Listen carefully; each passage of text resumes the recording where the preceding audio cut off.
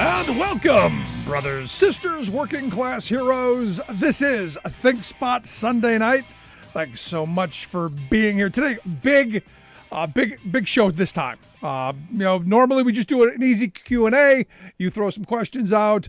I give the answers, and it's kind of just back and forth like that. This time, a good friend of the show, former Illinois Congressman Joe Walsh, here to share some thoughts on some of your questions. I'm surprised we only got 7. That's a light week, but I think we'll see. This could get interesting because, as you know, Joe would be considered someone on the further right. I've positioned myself somewhere on the further left. We'll see if this devolves into, no, I hate you, and wherever this takes us. But, Joe, I appreciate you taking time for us. Hey, Rick, it's good to be with you. You and I disagree on a lot, but we can generally disagree respectfully. There you go. But I think let's start where we can first and foremost agree. Donald Trump just wrapped up his CPAC speech a little bit ago. I found nothing there. There was nothing new. There was nothing that I was expecting, other than he sweated a lot more than he normally does. Look, Rick, I think it was just Trump putting his stamp on the Republican Party. I think the party is his. He wanted to reaffirm that today. And I think, for the next 3 to 4 years, he's going to dominate the Republican Party. Yeah, it'll be interesting to see how this plays out, especially over the next couple of days. But I kept waiting for the point. And the point was at the end, he needs money. It was, hey, give me money. I think that was the point, because he's got a lot of legal troubles ahead. Well, that, Rick, and the point was also when he said, I may have to beat the Democrats a third time. There he goes, propelling the lie again. But he teased everybody with the possibility that he's going to run again. And I believe he'll tease Republican Party voters with that for the next 2 to 3 years. Oh, because he needs, again, for me, it's the money. I don't think he wants to run again. But I think he wants the money. I think that's where we'll go. So let's jump into the quick questions. I don't want to spend all night, but I want to make sure we get to as many as possible. Rickster1 asked the question. I've watched the two of you interact. You seem to get along well and are courteous to each other, but you've never spoken about labor issues, and we haven't. He says, Joe, as a Tea Party conservative, aren't unions the problem with our country? And Rick, is there ever a place where unions aren't necessary? I'll let you go first. No, Rick, unions are not inherently a problem in this country. Unions are a good thing. I just tend to believe that Americans should have the right. I support right to work. Americans should have the right, should be free to either join a union or not. The whole notion of forcing people to join unions, I find to be anathema to this country. But look, unions in and of themselves, no, I mean, they play a valuable role. No, that's it. I was expecting a little more pushback than that. Well, I'm not. But again, my position is generally let workers decide. I mean, correct me with my numbers, Rick, but 30, 40 years ago, 35% of our working population belonged to a union. Now we're down to 12 to 13%. I wish. I leave it up to American workers to decide whether belonging to a union is a beneficial thing or not. I just don't want it to ever be forced. See, this is where we'll probably have a little disagreement. Back when it was 35% of the workforce, and back when our grandparents roamed the earth, it was mandatory. You did have to join the union, or you got a job in one of the other companies that didn't have a union that paid wages comparable to the union shops. So you had the choice to choose to go work across the street. This is how my grandfather used to point it out. People didn't want to work for union companies, and they sought those companies out. But the union people wanted to make sure that their workplace was. So I'm somebody who believes that we do need to have closed shops. And your choice is to either work in a closed shop environment or not to. Because I've always sought out union employment. I know people who go the other way. My problem with the position that you've got is, I know right to work is about dividing and conquering. I know it's about creating that massive chasm in the workplace that gives employers more power. The one thing that the National Labor Relations Act did wonderfully is it gave workers some power. Because the original NLRA didn't have a word, a sentence, a paragraph, nothing to give rights to employers because they knew they had all the rights. So for me, when you start taking away those rights and you start picking away, 70 plus years of ossification of labor law, we're in the position where we're at now. We're in the private sector, Joe. It's 6% of the workforce is in unions. Where it pops up to 10, touch over 10, is with the public sector unions, and that's gone down because of Janus. But then, Rick, flip that right back at you. Why is that? Why, if American workers focus on the private sector, why, if they have the choice to join a union or not, why over the years have an increasingly larger percentage chosen not to join a union? Have you ever gone through a union organizing campaign? I have not. Okay, well, I'll give you the scenario my grandparents went through. My grandfather organized a number of places, and you get 50 plus one to sign cards. You immediately either have an election or you begin bargaining. That bargaining then happened, and if in a certain part of time it didn't get a contract, they went on strike. And not only did they go on strike, but other people went on strike too in a sympathetic fashion. Now, I'm sure you will disagree with that happening, but that is the freedom of workers at its core. But what it did is it made employers and employees sit down because workers don't want to go on strike. We want to get good contracts. We want a fair share of the wealth. And that's how it was back then. Now the laws are so screwed up. Look at what's going on Amazon. And our next question is about Amazon. Those people can't go to the bathroom in the plant without anti-union propaganda. They can't go to work without being pulled into captive audience meetings. The laws have been so skewed and so put into the favor of the employers that it's almost impossible at this point for workers to organize. And when they do, good luck getting a contract. I mean, this is the problem with our system. If we had a much more streamlined system, then I could see where it was. We're in a weird spot, Joe. But I also think, Rick, over the last, especially 30 or so years, look, unions had its heyday. And like all institutions, all institutions need to evolve and reform. And I just think workers over the years, I don't put it all on laws. Workers on their own have chosen over the last 30 or 40 years to belong less and less to a union. And if I'm a union, I'm trying to examine exactly why that is. If the benefits to a union are so good, why have so many chosen not to partake in that?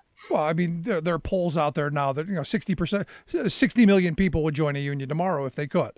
How many people do you know that want to go through the process of potentially losing their jobs, of creating the kind of turmoil that that I've viewed personally in a number of organizing campaigns where employers will come out and say, "We'll close the doors before we allow you to have your choice."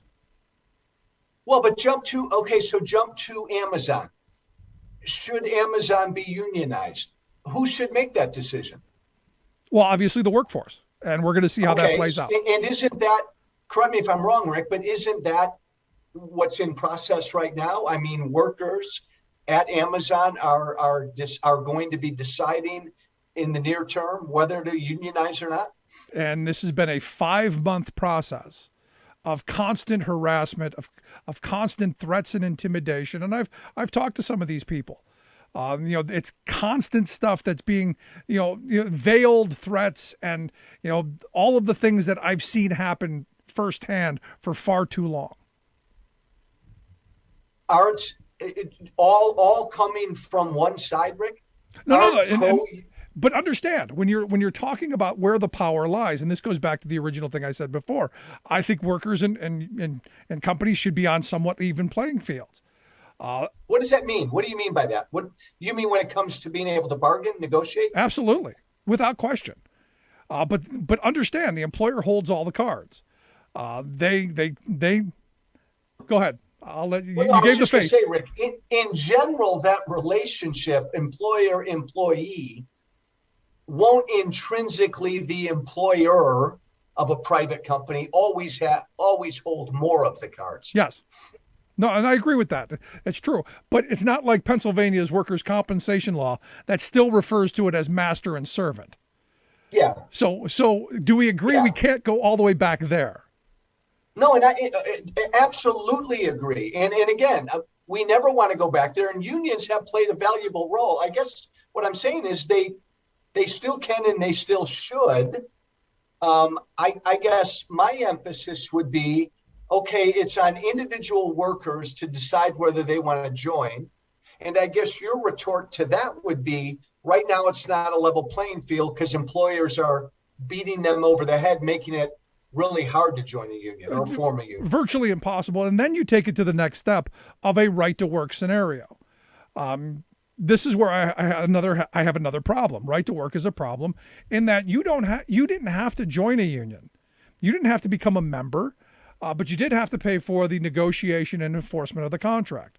So if you got something from the union, the wages, hours, conditions, and all the things that come along with it, you would be expected to contribute something for that organizing, negotiating, and enforcing of that contract. Do you agree with that, or no? Or should they just be allowed to be free riders? No, I guess I have a problem with the free rider notion. Well, that's right to work, Joe. No, I know that, but that's an inherent problem that I have. I believe if I work at a company that has a union, I should not be forced to join that union. And you don't have to.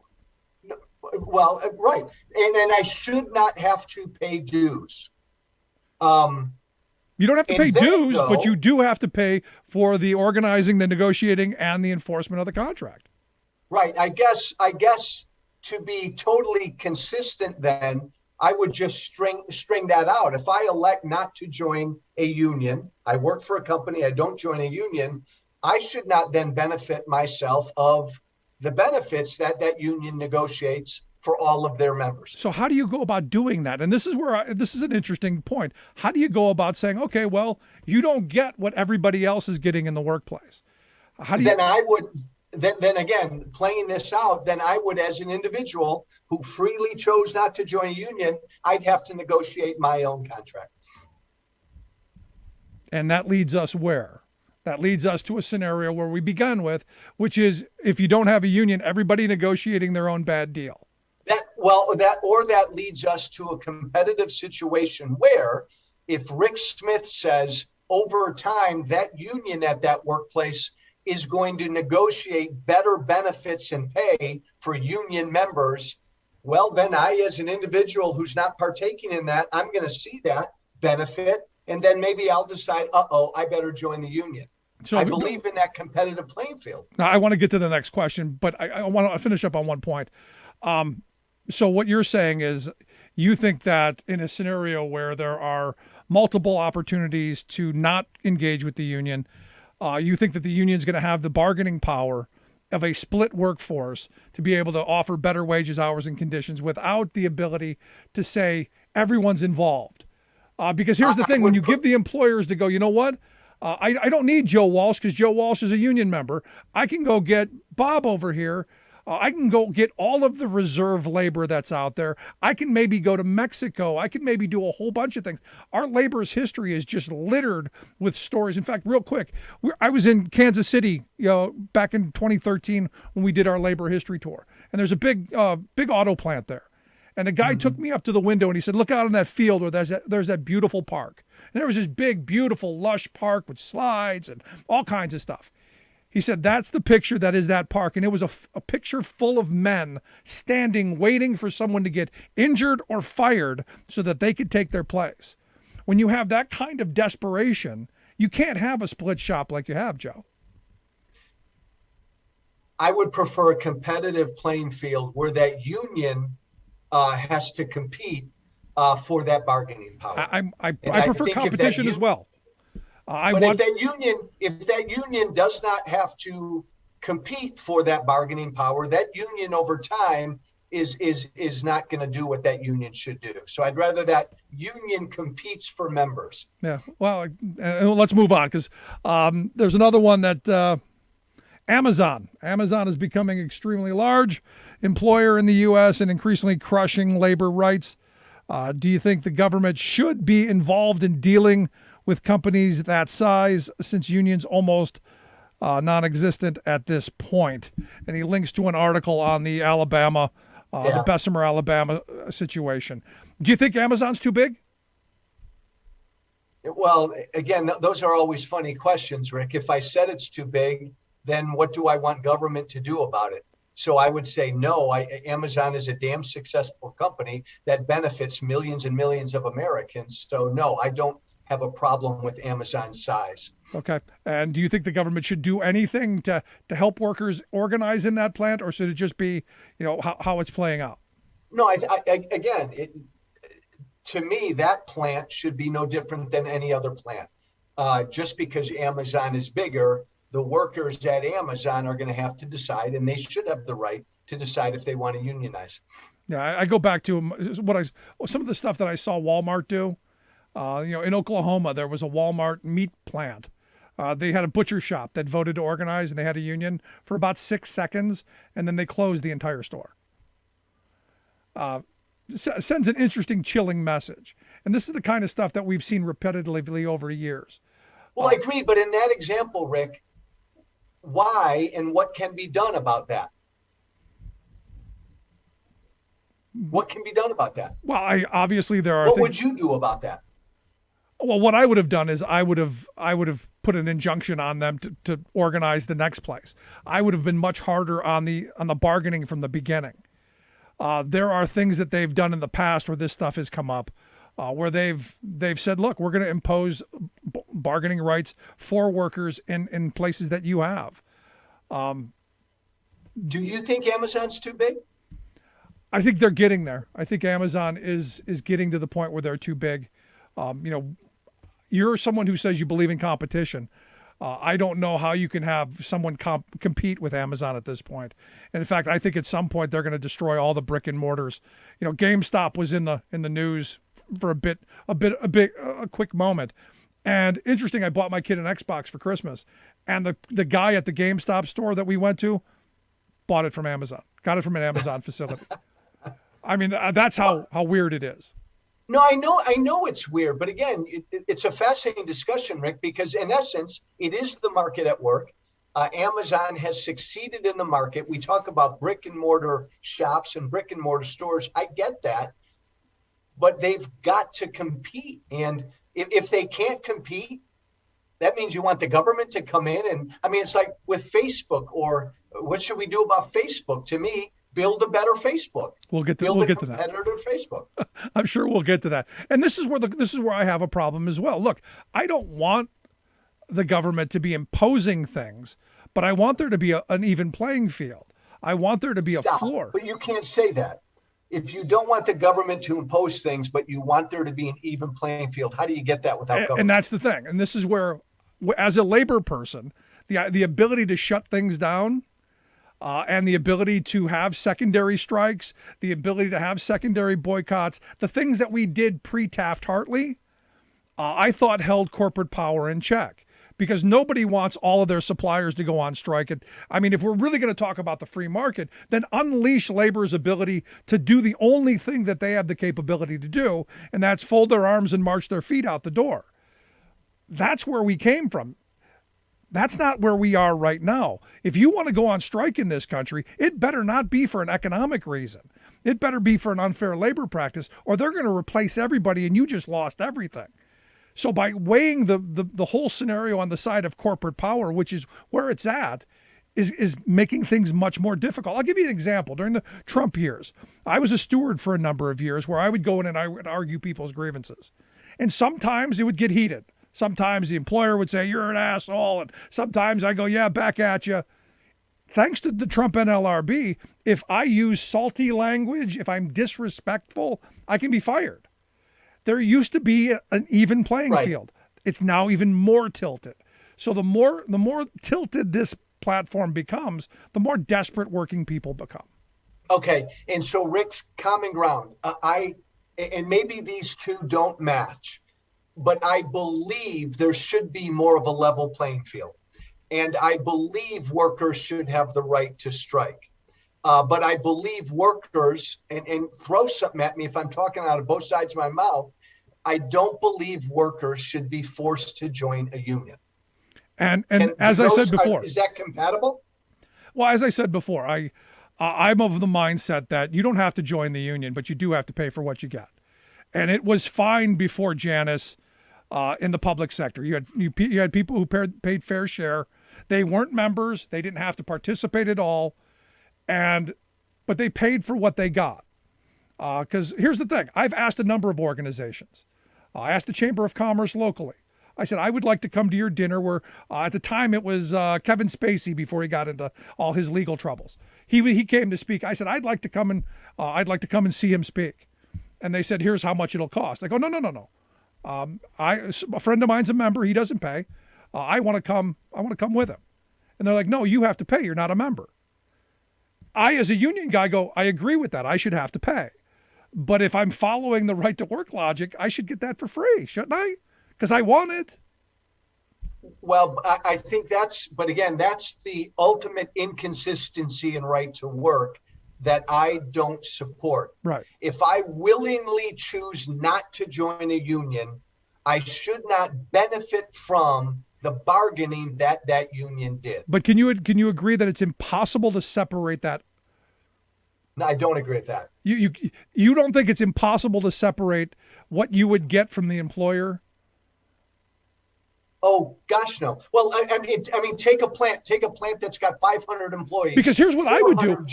I'll tell you what I would do if I'm the employer. Then, if that's the game, I would give every non-union employer more money until everybody became non-union. The union went out, and then I dropped their wages back down. Then they got to go back from the beginning, and they got to reorganize. Which good luck on that. And I'll fight the hell out. Go back to what beginning? But if they want to play that game, okay, well then fuck it. Then we'll unionize again. But otherwise, if they're going to give everybody who's not part of a union better pay, better benefits, then winner for everybody. If that incentivizes people to leave the union, what's wrong with that? Yeah, because here's the thing. I've watched this happen. A window plant up in Scranton. Actually, they promised the guys we're going to give them more money. They gave them a $1 an hour raise, and immediately they voted the union down. The very next day, they raised their health insurance $1 an hour. Now they cannot begin to organize again for another year. So good luck. So for the next year, they're screwed. But that's the world that we live in, and that's where we've got some problems. Let's go on to the next question. Do you both agree that the operating foundation of rising wealth inequality is capital outpacing wage labor? If so, what policies should be proposed in addressing this? Anything besides increasing taxes? I gotta look at this. Well, so do you think there's a problem with wealth inequality? I'm someone, and again, I don't throw something at me. The whole notion of income inequality doesn't necessarily bother me. What bothers me is people not having opportunity to make money. I'm not. We're always, as this capitalist system that we've got, Rick. We are always going to have super wealthy people. We are always going to have income inequality in this country. I would just rather be focused on people on the bottom and in the middle, bumping them up as much as possible. No, I'm with you on that. I think that the problem is you have so many people who are so incredibly wealthy, like Jeff Bezos and Elon Musk, where we still had rich people in the past, but we didn't run up a budget deficit of $1 trillion a year. We didn't have $27 trillion in debt. We didn't have students who were saddled with lifetimes of student loan debt because we've dropped tax rates so low that we can't pay for basic things. That's where I have a problem. I love the idea. Go ahead. You don't, Rick. You don't support limiting what, say, a Jeff Bezos or anybody can make. No, correct? No. I do say all the time we should go back to the good socialist president Dwight David Eisenhower, because the good socialist president Ike, his top marginal tax rate in 1953 was 92%. So Jeff Bezos can make all the money he wants, and he's going to pay a lot of taxes, and nobody paid 92%. We both know that. But what we did do is we took that money and we invested in a massive infrastructure plan that built our interstate highway system and didn't leave us in generational debt. What we did do is your generation and some of mine were able to go to college without being saddled with an entire eternity of debt. In fact, people a little bit older than us, they got to go to college and work their way through on a minimum wage job because tuition was reasonable. So I think what we've done is we've created a billionaire class, second to none, while creating a poor working class.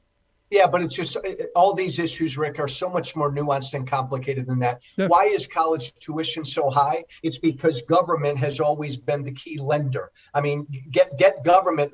You're a college president, and you know government is always there as the backstop, which has been the case the last 30 or 40 years. You're going to crank up tuition every damn year. It's because of government involvement. That's one issue. Secondly, government is too big. And government is not spending money. You mentioned infrastructure, Rick. We need to spend a lot of money, and we should, on infrastructure in this country. But forget even pre-pandemic, we were 23 or 24 trillion in debt because we've grown this huge thing called government that everybody's grabbing a part of, and it's no longer focused on the things it should be focused on. And some of that I do agree with, but even with the debt that we have now, it's not. I had somebody the other day tell me we're going to be worse than Greece was, and I'm going, that's really way far down the road. We could take on a little bit more debt if we use it right. And for me, funding education, funding infrastructure, those are good investments. And when a once in a lifetime pandemic comes around, then you need to spend money to help people get through this once in a lifetime pandemic. Yeah, are you in favor? The problem was Republicans generally, the last 4 to 5 years before the pandemic, as you mentioned, I didn't support Trump's tax cuts and just spent too much money. So let me ask you about that, because generally I would assume you would have been a tax cut guy. Why didn't you support Trump's tax cuts? Yeah, that was, to me, that was just a grotesque giveaway to the wealthy. I didn't mind as part of that lowering our corporate tax rate, but otherwise it was a piece of tax cut legislation that primarily went to the wealthy. They didn't need it. All right, let's go on to the next one. Joe, what do you think of the next 12 years of the GOP looks like? Can Trumpism be effectively replicated by potential heirs to the populist throne? The ethos seems too intrinsically tied to the essence of the man himself. Do you think there's another Trump? Do you think Josh Hawley is the heir apparent, or DeSantis, or is this Trump centric?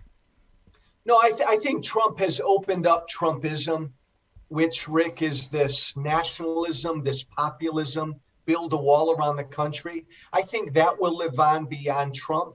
I think the Republican Party is done as a national party. I think it's becoming one of these far-right European regional parties.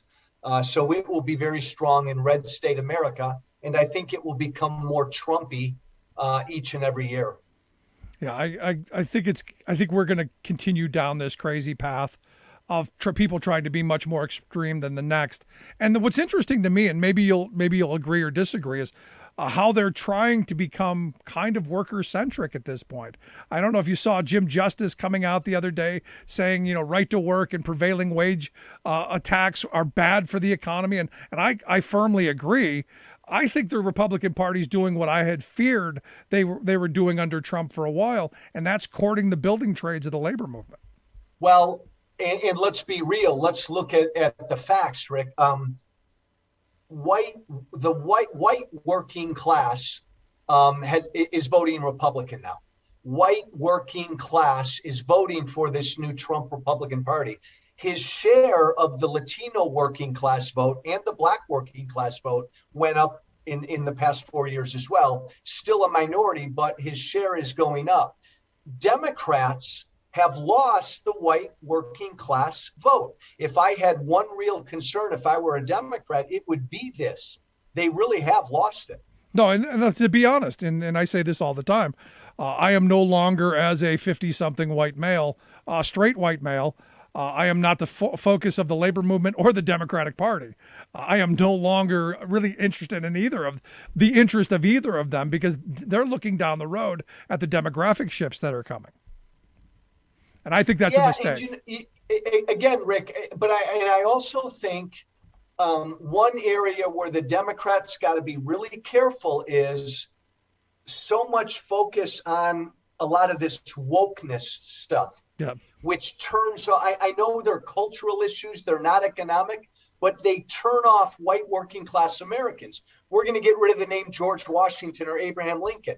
That kind of stuff turns off white. I would argue it turns off most Americans, and the Democrats need to push back against last year, the whole defunding the police, even though that wasn't a Democratic platform, the Democrats didn't swat that down strongly enough. They got tagged with that. Yeah, as I said from the beginning, I support the police when they're not wrong. When they're wrong, we hold them accountable. I think that's as simple as I can get to this. But what's interesting to me is, and I've been talking about this for a while. The concern is that they've completely lost the white working class because of this woke stuff. And there are times where I go, you should probably go back to sleep a little bit because it's too tearing us apart. But here's the weird thing. And I know people who are in this world, when they step back and you talk to them individually, they're not crazy. It's when the group stuff comes. And I guess you could say the same thing about the Tea Party or no, I'm not going to go that far with the MAGA people. I'm not going there. But I'll go with the Tea Party. No, and that's fair. I think, Rick, it's a lot of this social, it's a lot of the culture war stuff. Like, you're going to force me to be woke. Like, you're going to force me to accept the fact that there are 64 genders. It's forcing this stuff down folks instead of letting them become woke. Right. I think a lot of the social justice stuff, plenty of it's worthwhile. It's not focusing on economic stuff, and white working class Americans are saying they're crazy. They want to get rid of George Washington. I'm going to vote for this guy Trump. That's scary. And for me, it always comes back to James Carville. As much as I'm not a big fan, it's the economy. That's where my main focus is. I think everything can be solved if we had a better economy. And as a labor guy, if we had more people joining and forming unions, if we had more economic equality, I think we'd be much better off. I know you will disagree with that. Well, and again, this is your bailiwick, and I'm always going to listen more to you than you should listen to me on the issue of unions, because God love you. You've committed your life to this. If I tell you that I'm okay with making it easier for people to join unions, and I don't want people to be penalized for going on strike, but I just don't want to force somebody to join a union, I bet you and I could find some common ground. I'm sure we could. And I go back to the way things had been, from the middle 70s up until you had the Janus decision, where you didn't have to be a member, but you had to pay for the representation, because I just don't see a way that you divide. Now, let me clear one thing up, because I know a lot of people, I don't want to have to pay because I don't want to pay money for their politics. There's not a dollar of dues money that goes into any political action. I've been a drive member of the Teamsters Union for almost every year that I've been a member. That's how they do their politics. I donate money every week to them for that purpose. The money that gets paid in dues gets paid to the salaries of the people enforcing and negotiating those contracts. Let's go on to the next one, because we only got a couple more minutes left. Is the labor movement inherently incompatible with race-focused politics? Will we ever see a coalition of the left that combines Black Lives Matter with pro-labor / Occupy types?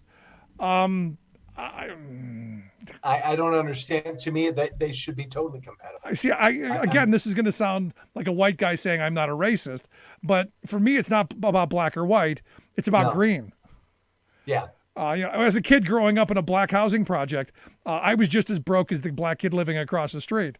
For me, it was about, we didn't have food at the end of the month. And as a kid, I watched the neighbors get jobs at Ford, good UAW union jobs, and I watched their lives immediately get better. They had food at the end of the month. The kids got secondhand bikes. They got secondhand cars. They moved out of the projects altogether. For me, union job, better life. That simple. And Rick, Democratic politicians should speak just as you spoke there. It's not about black or white. No, it's not. Let's move on real quick. How can Americans trust an elite that peddled a Main Street conspiracy theory, Russiagate, while simultaneously embarking on a quick civil war against QAnon's misinformation and exaggerated boogeyman of the alt-right, disproportionately sized media coverage of both, with polls showing more Dems having knowledge of QAnon than Republican voters, LOL. I think that's an attack on me. I'm not sure. I think that's addressed to you. I think it is, because the Russians did meddle in our elections. To help get Trump elected. Yeah, I don't think that's a hoax or a conspiracy theory. That was pretty well proven through the Mueller report, wasn't it? Well, and Rick, again, collusion was also proven in the Mueller report. It just didn't rise to the level of a conspiracy.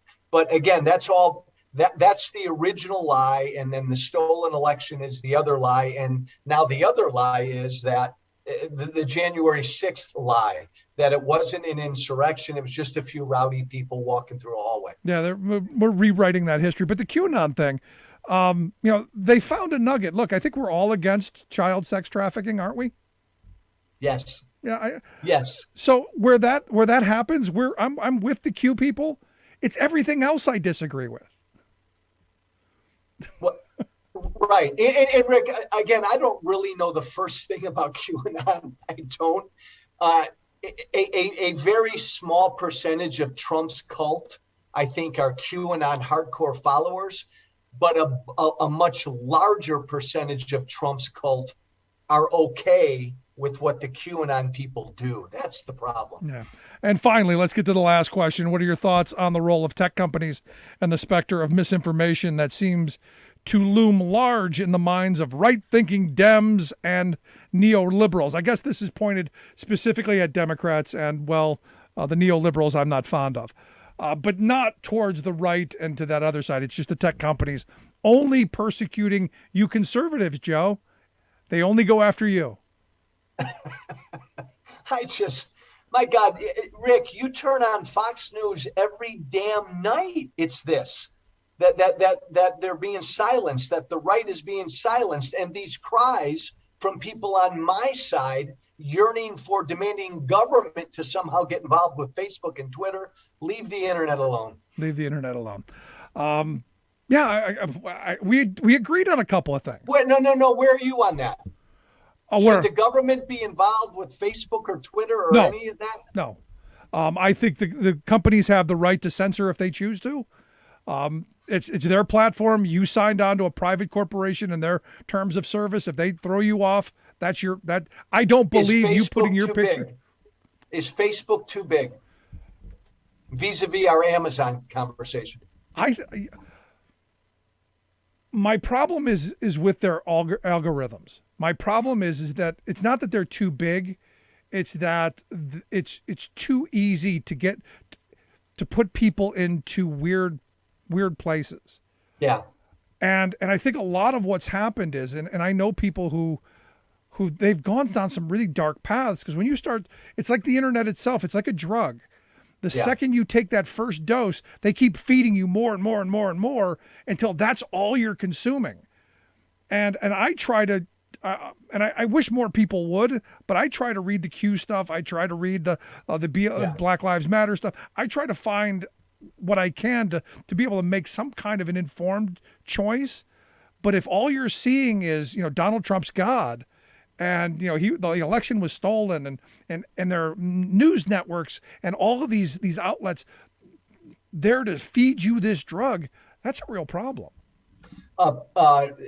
A good note to end on, a good dark note, because I'm a dark Irishman. Rick, political tribalism is a plague on this country. And if you tune in Fox News every single night, that's all you're getting. Yeah.